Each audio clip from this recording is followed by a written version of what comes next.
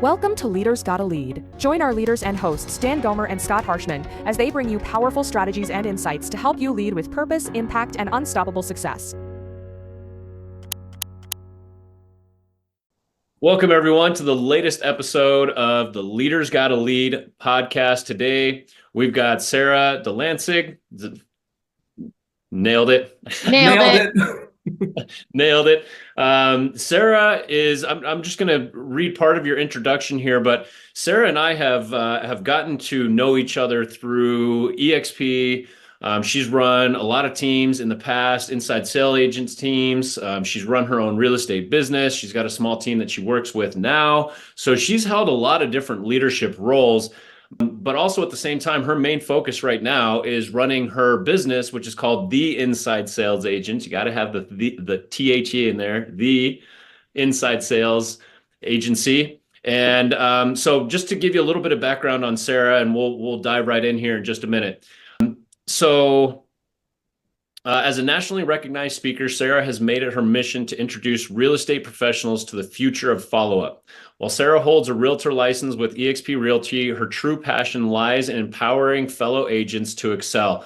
And so I'm just going to kind of jump off script now and just kind of talk a little bit about what we've talked about, which is, Sara, as I understand it, is very passionate about helping real estate agents build a more successful business by leveraging follow-up and how important that aspect is. And so Sara's had lots of opportunities to speak at EXP conferences and on other big platforms about how to do appropriate follow-up and what that looks like. And so Sara's bringing a lot of a wealth of knowledge in a lot of different areas today. So super excited to have you on the show. So welcome and thank you for being here. Thank you so much, Dan. Appreciate it. I'm super excited to be here. I love this topic. So let's go. Awesome. Well, and for those of you who are tuning in for the first time, the whole point of this show, Leaders Gotta Lead, is but it kind of came from Scott and I just having a conversation about just noticing a general, I'll just say, lack of leadership out there in our industry specifically, in real estate and in lending. And we just started talking about, well, what does it mean to be a good leader? And through that conversation, this show was born. And so really the whole purpose of the show is not to give any answers about like, this is the right way or the wrong way, but to have discussions with as many people as we can in different facets of the industry and even outside of the industry to identify like, what does it mean to be a good leader? And our hope is that you're able to pull a few tidbits away and leverage it either in your business, at home with your friends, or however you see fit. And so that's kind of what the whole purpose of this show is all about. Yeah, and we want to dive in with Sara specifically to learn more as far as like, what is it that you do to lead? Because there's going to be some nuggets that somebody might be able to get, because we're all different, right? We all have a left brain versus a right brain, and some people think with their front brain or back brain. We're just trying to give out some different tips and tactics to people as well, to see, what can they pick up from this to help lead as well. So I'm excited to learn from you. Yeah. Oh, thank you. Yeah, all right. You want me to answer that? Well, not that question. We'll the standard question, right? Okay. What does it mean to be a good leader, Sara? Define it for us. What makes somebody a good leader? Well, that's a lot to unpack, but I'm going to try to do my best based on everything that I've seen. And I would say that number one, a leader is somebody that accepts the truth, accepts reality for what it is, brings people together, puts people in the right position to excel. They are someone that can take accountability, and they're someone that is going to have integrity, and the team and the company, or, the environment and the culture, that best interest at heart, right? For the team. You have to put the team first, right? I learn a lot from football. It may sound crazy. That's great. Let's hear it. Let's go. Yeah. Football is in season. We're good. There's some good stuff happening in football. So let's get into it. Yeah. Football is my favorite season. So I'm a huge Seahawks fan, and Pete Carroll was our coach. He's not our coach anymore, but he had a book. And oh my gosh, I cannot think of the name of the book right now. But Pete Carroll, he has a book, and he talks about putting people in the right positions. And he failed as a head coach with Patriots, with the Jets, and then he went back to college, and he crushed it at USC. And one thing that he did is like he brought this culture that was unheard of in college, and where he was bringing in like Snoop Dogg and celebrities. And I mean, he happened to be in SoCal, so I mean, it kind of gave him a little bit of an advantage there. But at USC, he was able to bring this winning culture back to that environment, and part of that was putting people in the right place and empowering them, right? Like, and if you know anything about the Seahawks, which probably a lot of you don't, but we had like the worst draft grade in 2012. Horrible F, and I think 7 of those players are probably going to be Hall of Famers. Most of them were all pro. I'm talking Richard Sherman, Earl Thomas, who is currently going to be, the semifinalist for the Hall of Fame this year, Cam Chancellor, Marshawn Lynch, Russell Wilson, which he's had his ups and downs, we know, but come on now. We're from Denver, so we got a little bit of a bad taste in gosh. our mouth right now with old Russ, but that's all right. We did too. See, I was not rooting for him when he was in Denver, but now I'm like, okay, I'll give you a break. You had your moment. But either way, right? Like some of the things that they did, and I know this is like totally off the real estate topic, but it did help me understand how to grow and build a team, because when you look for the characteristics that are going to empower the people that are a part of your team, and you put them in the right position to be the best at what they do, like Pete Carroll and John Schneider, our GM, did with Richard Sherman, who was not the average style of corner, but they like changed the game because he was like tall and lanky, and then they thought he was slow and they thought he wouldn't be very good at it, but he redefined the position. So I think that leaders, when they find people who excel at something and are passionate about what they do and have grit, then you're going to be able to see that in them, put them in the right position, and help grow around that, if that makes sense. So I'm really curious in that book, I think one of the hardest things to do, at least in my experience as a leader, is to put people in the right position and empower them to do it themselves. I feel like that's the hardest part, because there's this itch to like, no. That's not how you do it. You do it this way. No. And so there's a very tenuous balance I found between letting them run and make the mistakes and like, reeling them back in and making sure they're not getting out of control. It's a fine line. It's stressful. What does he say about that? Or what are your thoughts on kind of that? How do we empower people without like getting walked all over, I guess? Well, from my experience and from things I've learned, and one of the reasons that I attend all the events and all that is like, you have to keep learning and growing and adapting, right? Especially like I just did a podcast called The Adaptable Agent, because things change. The NAR rules just changed, and there's new like calling laws that are really going to affect people that do expired cold calls and things of that nature. And so we have to be able to adapt, and it's so scary to give people control, especially if you own a business or if you are the leader of a team and it's your name and your face and your everything out there, right? And it's representing you. So the best way that we can do that and empower them is to start with onboarding, right? We start before we even hire them. You have to select the right people that match the culture.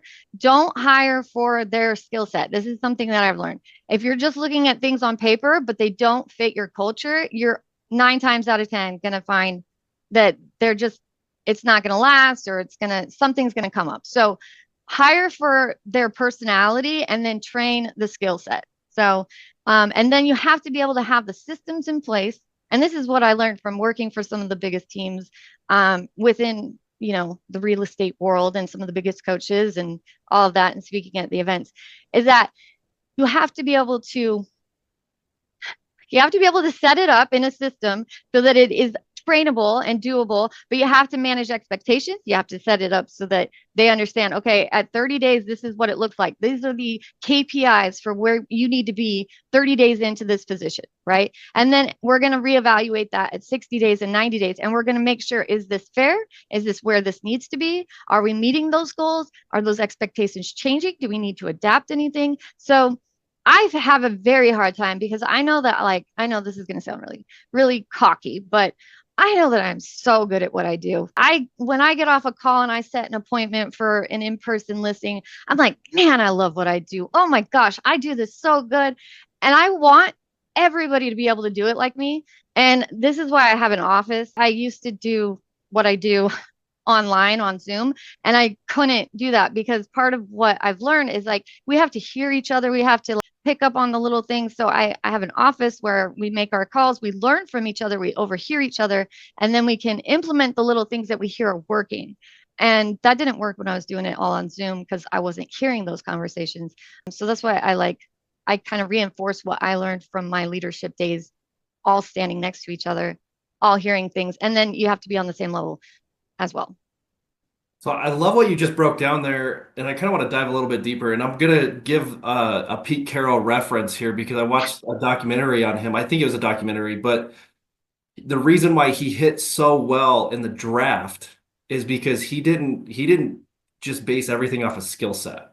Right. He looked at like attributes that they could bring in, and then he created the culture. Um, Yes. so my question to you on this is like, okay, so culture. I believe in culture. I believe in having some acronyms or having some non-negotiables that you hire and fire to. Hmm. So I do truly believe in that. Now, it was built with my team, right? We did it together to figure out exactly what that looks like. You're a new business owner, or you're a Hmm. new real estate agent, or yeah, you're trying to figure out what job you're trying to get into. How do you look at those characteristics and how do you build those characteristics for hiring and firing so that you can build and lead from a culture base versus, hey, this person, they can throw the ball really far, right? Yeah. And they can Yeah. run really fast. But so how do you look at that? How do you grow that as a new business owner?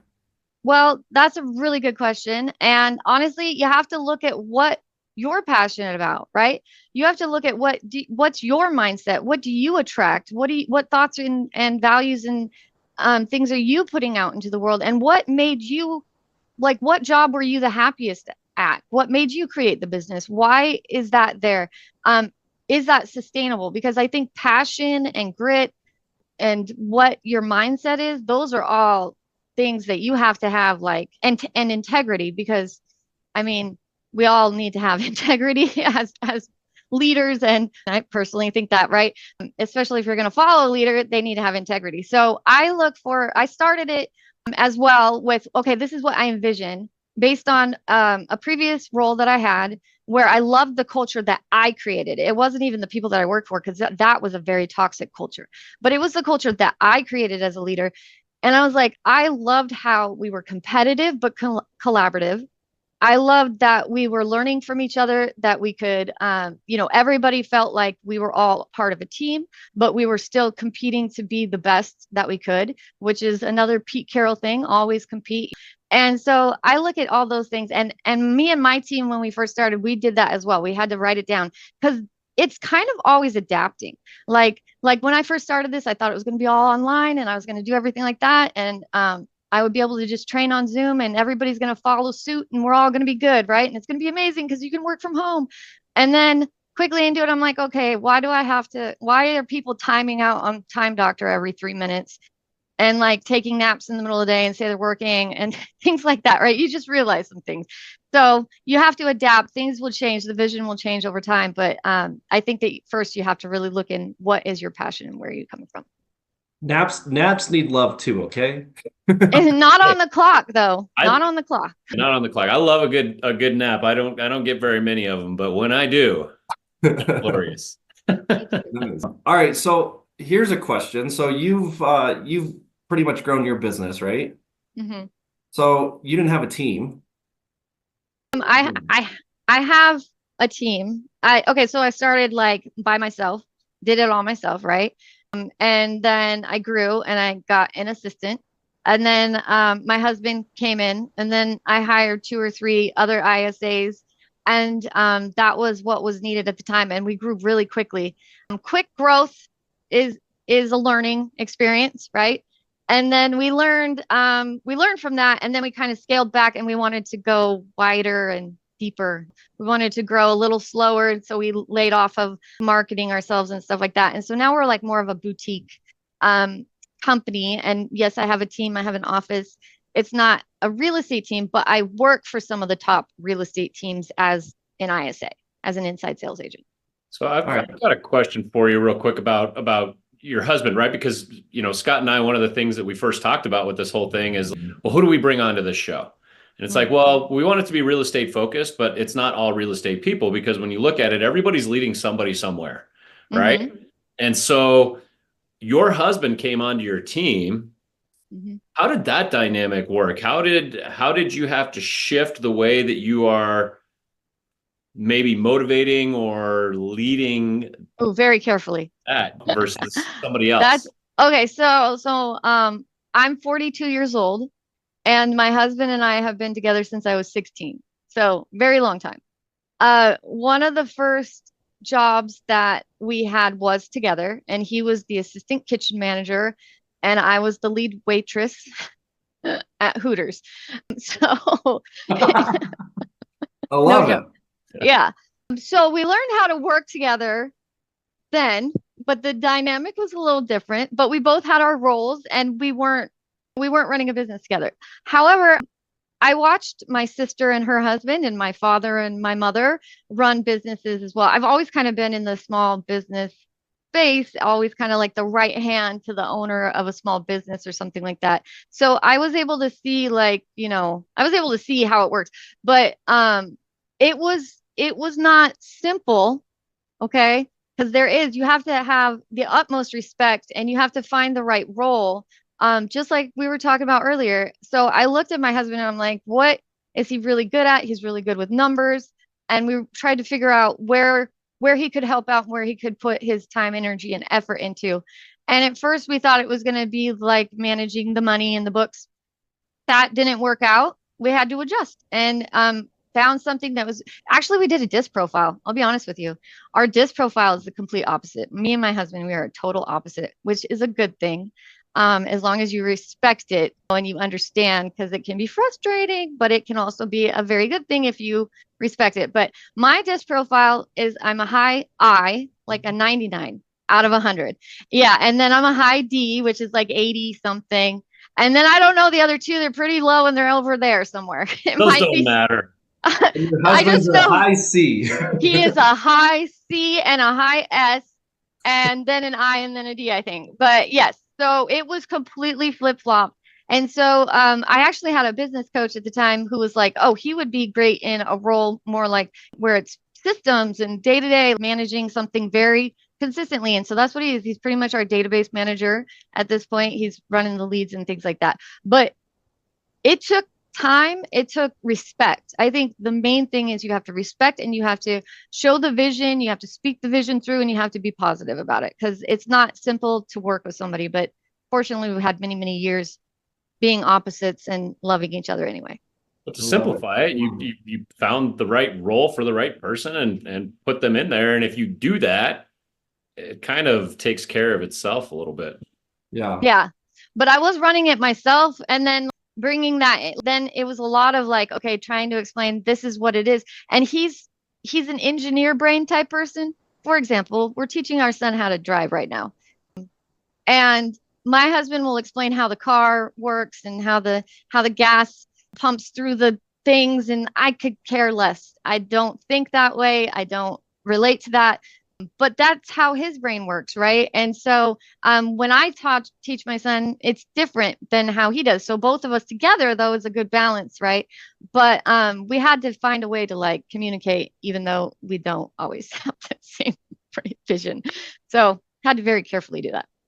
All right, so I have a two-part question for you. And one of them you kind of answered, but I want to dig deeper into it. Mm-hmm. My first question for you, how did you lead yourself as a new business owner and continue to lead your family as well? So how did you lead yourself on your personal side, your family side, right? And then also yourself, because it's important to lead yourself to where you're filling your cup as well. And then also start this business and grow it. This is really for like new entrepreneurs or people that don't have a team. This question. Totally. Yes. And this is, I think real estate agents make the mistake of getting too into something and then there's no work-life balance. So what always mattered to me the most, more than money, more than anything else, was a work-life balance, which I was telling you guys kind of before this. I got my real estate license. I went and started selling real estate. I was showing homes during rush hour. You get home, you take your makeup off, and then your buyer wants to go see the house because you have to, and they have to work. So you got to go back out and get all ready and all that stuff, right? Weekends, I wasn't feeling it, right? So you have to have a work-life balance. The job that I had before this, that I was kind of, like I told you guys, I was kind of like duped into getting, because they said it was paying one thing, but it was definitely not paying that. But I stayed because of the work-life balance. And the thing was that I knew that I had the ability to control how much money I made, and I could get all of my work done in 4 to 6 hours and make the kind of money I wanted to make. It took time to set it all up that way, right? It took time to get there, but I really cared about my work-life balance. And a lot of real estate agents, especially in the top 10%, they go way overboard. This is one of the reasons why teams bring me in. They're losing their health. They're not having that work-life balance. They're not able to lead their families and things like that, because they get so passionate and so caught up in building the business and building the team and growing it to be this vision that they have, that they lose focus on all these other things that they're doing it for, right? So you have to be able to remember that the business is going to be there and you can put what you need to put into it, but you have to use the tools that will help you to delegate, the systems that are going to help you to free up your time. And then you're going to need to make sure that you're putting the right people in the right roles and all of that stuff. But you don't want to overdo it one way or the other. You don't want to be going on vacation for a whole month and just leaving it to do its own thing and then come back and try to fix it. And you don't want to go the other way where you're not paying attention to your family and why you're doing it, right? So you have to carefully plan that out. Right. You have to, as a leader, you really have to have a vision, right? And I always equate it to like stacks of poker chips, like you've got these 7 or 8 categories of life and you've got 100 poker chips and you can divvy them up however you want. You can put them all on career and like you'll be a billionaire in no time, but your whole life is going to disappear before your eyes, right? So how do you want to disperse all of those chips, your energy? How do you want to disperse all of that stuff? And without intention, without a vision for where you're going, especially as a leader who's a high D, right? It's really easy to just, you wake up one day and your family's mad at you and you don't hang out with your friends anymore. And you got a cool car. Hey guys, Dan Gomer here with the Leaders Gotta Lead podcast. Thank you so much for tuning in. Hopefully you are enjoying the content. And if you are, I've got great news because there's more where that came from. Just click on the link in the show notes to discover new ways to plug into what we're doing, to find new content that we're putting out, and to discover how we might be able to work together to elevate your leadership game. Just click on the link in the show notes and let's take our leadership success to the next level. Yeah. You got to turn the phone off at certain times. And my husband and I, like we said, we've been together a long time. So there are times where I'm getting a text from a client and and he's over there and I can feel his energy that he's frustrated but most of the time he's like, no worries. Right. He's very, very patient person. Thank God for him. But so you got to sense the energy around the people around you, tell them to be honest with you, listen to them when they tell you there's a problem. And I think you have to ask those questions too. Where can I improve? So talk to your spouse, talk to your partner, talk to the people around you that are in your inner circle and ask them what they think. Love it. Now, my second piece to this is you're at a place, right, that you're needing to grow. Okay. Yeah. You're needing to hire out. You're needing to bring some people in. Your poker chips are stacked too high, right? You know it, you see it, you feel it. And that's part of the reason why you started hiring. So this is a second piece to that question. And this is for those people that are in that position or maybe even need to hire again. What does it look like and how did you decide what to delegate and how to delegate? And you kind of touched on it a little bit with your husband, but can you go deeper into that from a leader's perspective? What does that look like? Okay. I'm trying to decide how much to share here because I don't want to sound too wacko. But okay, so like we'll just keep it on the Let's general. get crazy. Let's do it. Well, I'll tell you from the beginning, right? You look at the attributes, right? You see what do I need to hire, and then you put it out there, and you create the job description, and you try to find you start interviewing the people, and it really sucks when you get to that point because then you're already so busy. So then you feel like you can't take the time to train and think. I just want to side note this. Onboarding and systems, like we talked about before, are really, really crucial. And don't forget that when you are bringing somebody in. But as far as that, when you're like trying to find the people, I look at the disc profile. I have them take the disc profile. Sometimes you think what the disc profile is going to say. Like I hired this guy, I had him take it after. Bad idea. Okay. It wasn't what I thought it was going to be. So know what the people that excel at those positions, what that looks like, then hire for culture. Um, don't always hire for experience, like we said before. And then make sure that you have the systems in place to put it all in the right position. And then, okay, so what I was going to say about being crazy.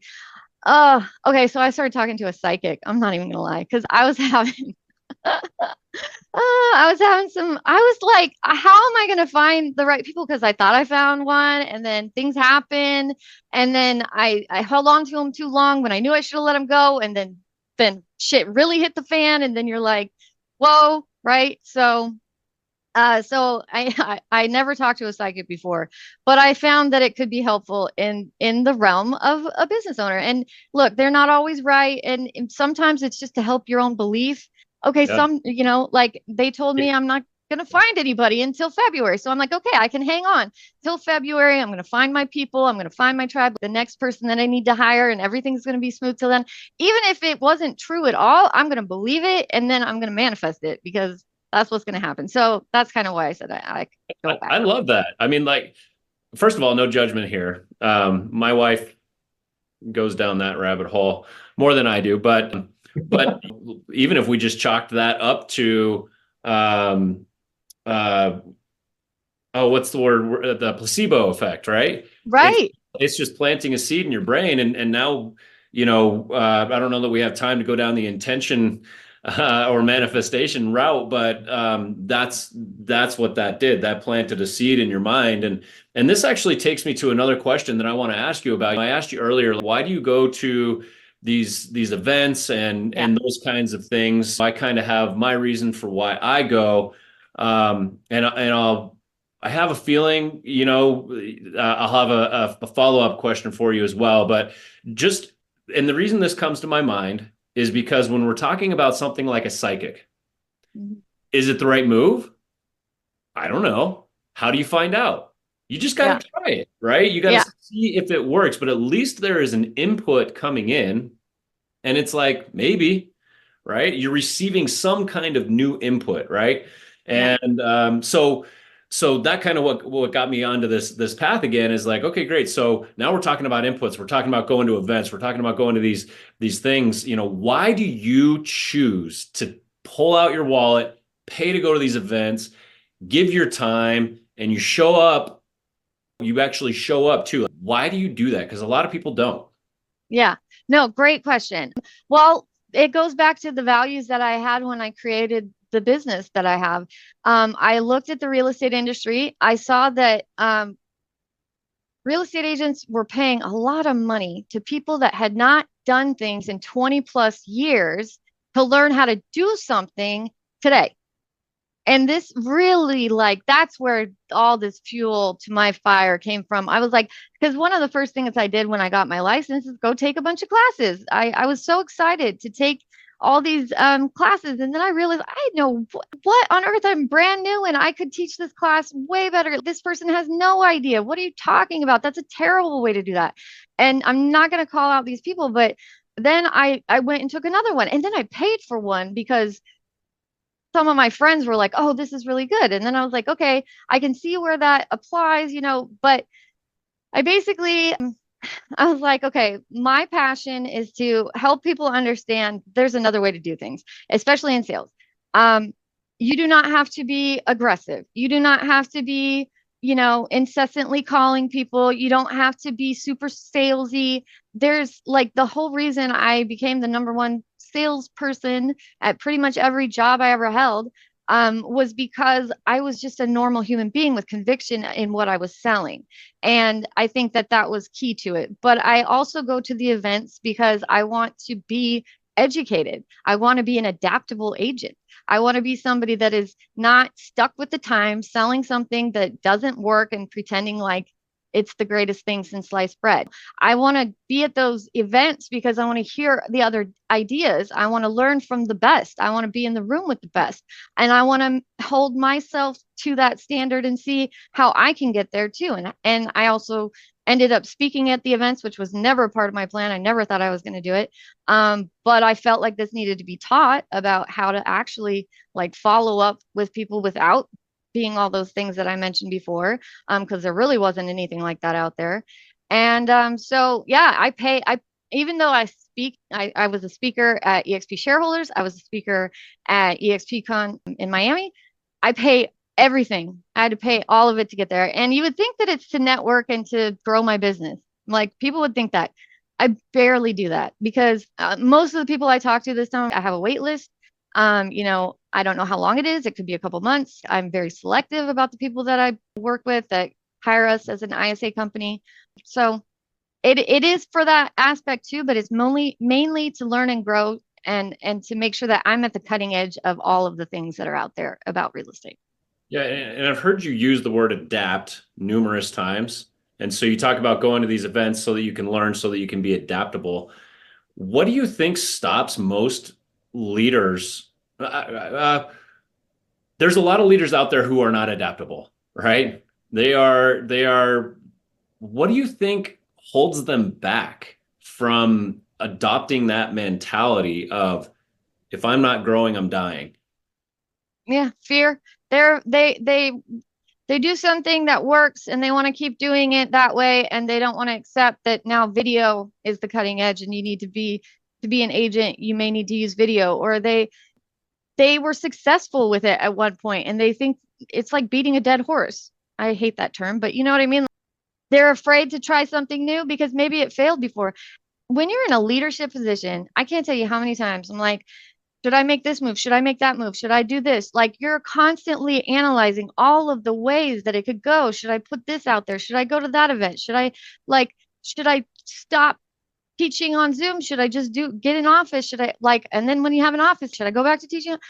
Constantly evaluating everything is going through your mind. And so somebody may have had an experience where they did adapt and then it didn't work out. It was a shit show. And they were like, you know what? I'm never gonna do that again. I'm gonna stick with what works, stick with what I know.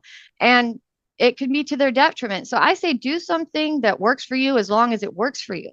Right? Don't let me tell you that you need to go make video. If you're not making videos and that's working for you, great.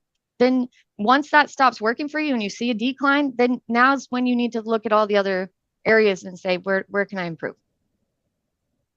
I like it. I like it. I've heard you say this multiple times. Hiring a coach, having a coach. You had a business coach that helped you with your husband on where he should go. You've talked about having a real estate coach. I hear this all the time. A lot of entrepreneurs, they want to be self-employed because they want to create their own hours. They don't want to be told what to do. That's why they get out of the corporate world. Mm-hmm. But yet we'll go hire a coach that tells us what to do. So I keep hearing you talking about a coach, and from a leader's perspective, right? From a leader's perspective, like yourself, what do you look for in an ideal coach that's going to help you with your business and continue to help you with your leadership skills? That is an excellent question. I did a whole podcast on this, actually, on how to choose a real estate coach or how to choose a coach in general. They have to empower you. They have to make you feel good. So a lot of people mistake leadership with discipline. Okay. A lot of people mistake leadership with this old mentality of like, do what I say, don't ask questions, that kind of thing. And there are a lot of coaches out there that you could hire like that. But one of the people that I work with that I hired recently has a mentor or a coach that was not making him feel good about himself. That was making him feel like he didn't meet the requirements, and they were like, you need to do this, you need to, and I was like, that's not how they should make you feel. A coach should make you feel optimistic. They should inspire you. They should be somebody that is lifting you up, helping you find those areas where you fit the best. I know where I fit the best. It was not in selling real estate. And I know that I could have done that and I would have been good at it, but I wouldn't have been happy, right? And so my happiness comes from I can be done by 4 o'clock and I can still make the money I want to make, and I can watch all the football games I want to watch, and I can be with my family and take the weekends off and stuff like that, right? So what are your goals? Figure out what they are and find out who those people are that can help you get there, and make sure that they make you feel good about getting there. I like that. I'm going to ask this question because I heard you mention this multiple times too. You have a backlog of potential clients. I do. I have a wait list. And it almost sounds like you have an ideal avatar of what I you're do. looking for, which I think as a leader and a business owner, you should definitely have one. But you mentioned about turning away business. How dare you turn away business? Oh, And yeah, we hear that all the time. So I want to hear from like a leader's perspective as well, right? Yeah. Scarcity versus abundance. Okay. Okay. So here's the thing. I'm trying to do this delicately. So Be raw. Let's go. okay. I have a friend of mine who owns a business as well, and she was reaching out to me last night about a situation with a client where they're upset, and she knew she shouldn't have taken this client on, and this client turned into a pain in the ass. And now they're arguing about a refund, and I'm telling her, hold her ground. You don't owe any kind of explanation further than what you've already given, right? So I have had people that I highly respect tell me, Sarah, take every client that walks through the door. Now, what I did when I first started my business is that I took all the clients. What I found was I was so frustrated with these people because they were not doing okay. So my conversion as an ISA that books buyer consultations and seller consultations for real estate agents, my conversion depends on the abilities of the real estate agent. So one of my very first clients refused to go to an in-person listing appointment. They wanted to know if they could do it, send an email instead. And like this blows your mind, right? You're like, who the heck on earth wouldn't do that? Da, da, da, da, right? But that was the case. That happened to me. And then I realized that there's something called, I used to call it lazy agent syndrome, LAS for short. And there's just so much of that. They don't feel like putting the effort forward. So yes, I have a strict client avatar. I had a guy the other day got so mad at me when I told him in the first 5 minutes, we're not a good fit for each other. I'm not doing that. He came in with all this bravado. I've been an ISA before and I know what I'm doing and I know everything. There is no, and I'm looking at him like, oh, really? Have you spoke at events? Well, you're going to see me on stage someday and you're going to be like, oh, that's that chick that I hung up on right on Zoom. Never been hung up on before, by the way, but that guy did.